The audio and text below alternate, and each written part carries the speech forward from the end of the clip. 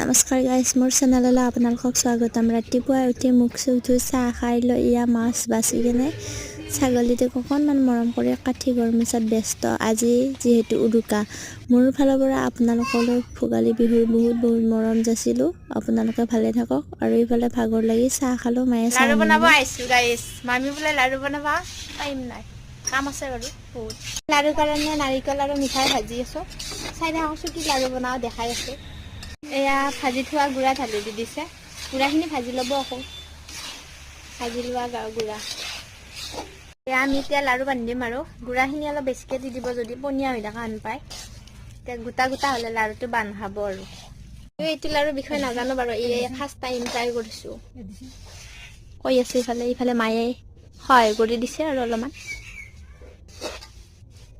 আৰম্ভ কৰিছোঁ ৰাইচ। ইফালে মামী, ইফালে মাই, আৰু ইফালে মই। ইফালে ইলাজ কৰি আছে, চাওকচোন লুকাই আছে মোকে।